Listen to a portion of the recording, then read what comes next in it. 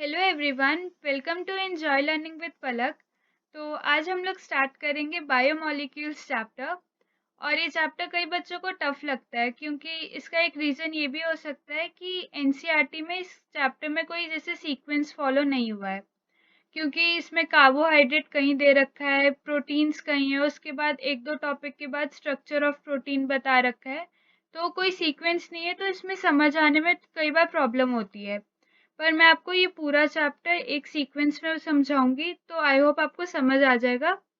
और अब चलो स्टार्ट करते हैं बायोमोलिक्यूल्स। तो जो हमारे चैप्टर बायोमोलिक्यूल्स का ये जो वर्ड है वो दो वर्ड से मिलके बना हुआ है। बायो मतलब कि लिविंग, और मॉलिक्यूल्स मतलब कि कंपाउंड्स, केमिकल कंपाउंड्स। तो अगर हमें बायोमोलिक्यूल को डिस्क्राइब करना हो तो हम उसको ऐसे डिस्क्राइब कर सकते हैं कि जो भी केमिकल कंपाउंड्स हमें किसी लिविंग ऑर्गेनिज्म में मिले उन्हें हम बायोमोलिक्यूल्स बोल सकते हैं। तो अब हमारे पास जो ये कंपाउंड्स हैं लिविंग ऑर्गेनिज्म में, वो दो तरीके के हो सकते हैं। एक तो ऑर्गेनिक कंपाउंड्स और एक इनऑर्गेनिक कंपाउंड्स। ऑर्गेनिक कंपाउंड्स हमें पता है कि हाइड्रोकार्बन्स जो होते हैं वो ऑर्गेनिक कंपाउंड्स होते हैं।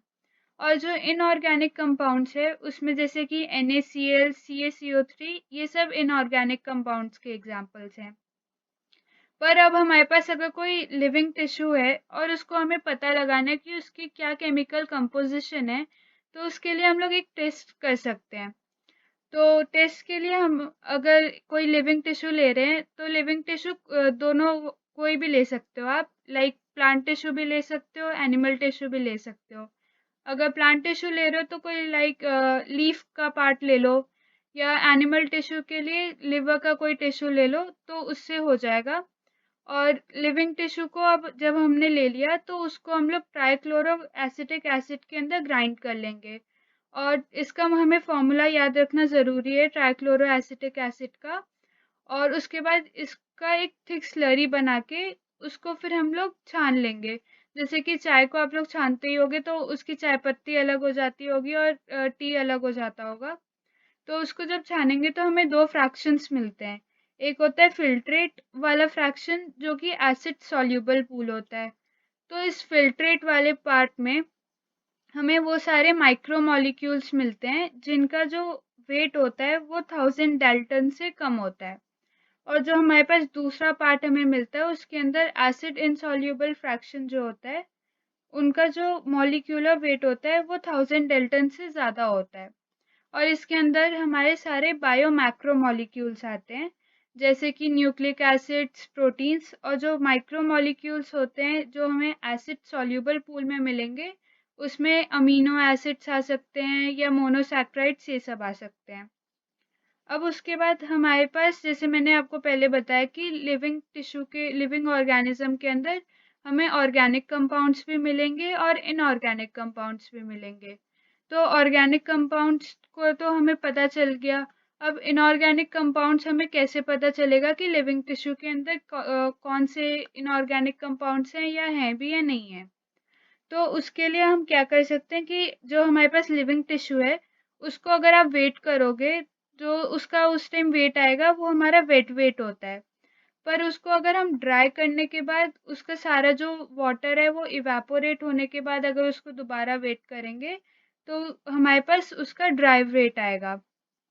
फिर जो हमारे पास लिविंग टिश्यू है उसका जो ड्राई वेट वाला, ड्राई करने के बाद जो हमारे पास लिविंग टिश्यू बचा, उसको अगर हम लोग ऑक्सीडाइज करेंगे, तो जैसे कि हमें पता है कि जो हाइड्रोकार्बन्स होते हैं या कार्बन कंपाउंड्स होते हैं, वो अगर ऑक्सीजन में बर्न होते हैं तो वो CO2 और वाटर वेपर्स इवॉल्व करेंगे।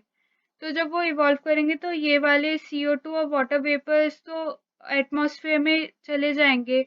पर जो हमारे पास जो बचेगा, वो हमारा जो ऐश बचेगा हमारे पास, उसके अंदर सारे इनऑर्गेनिक एलिमेंट्स और कंपाउंड्स होंगे। तो इनऑर्गेनिक एलिमेंट्स में हमारे पास जैसे एग्जांपल है कि कैल्शियम हो सकता है, मैग्नीशियम, सोडियम, पोटेशियम, ये सब हो सकता है। और इनऑर्गेनिक कंपाउंड्स के अंदर हमारे पास सल्फेट, फॉस्फेट, NaCl और CaCO3 ऐसे कंपाउंड्स हो सकते हैं।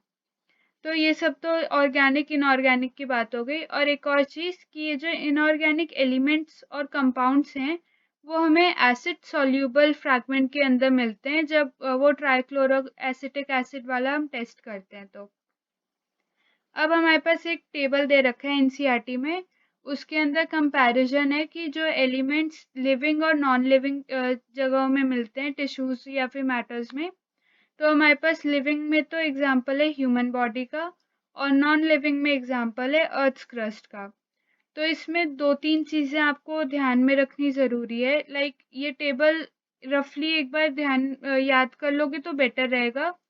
पर जैसे एनसीईआरटी में एक लाइन थी, उसमें लिखा हुआ है कि कार्बन और ऑक्सीजन में, और वैसे कार्बन, ऑक्सीजन, हाइड्रोजन बहुत जगह 2-3 और एलिमेंट्स के अंदर जो ह्यूमन बॉडी के अंदर जो इनका एबंडेंस है वो ज़्यादा है as compare to earth crust.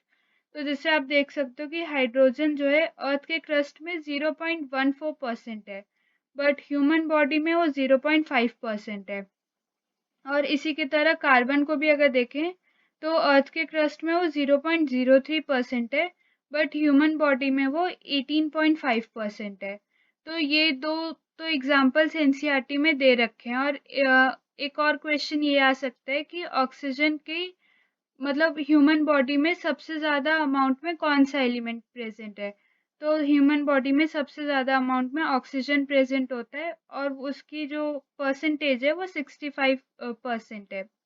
और सिलिकॉन जो है वो नेग्लिजिबल अमाउंट में प्रेजेंट होता है ह्यूमन बॉडी में। और अगर अर्थ क्रस्ट में देखा जाए तो नाइट्रोजन जो है वो बहुत कम अमाउंट में प्रेजेंट है।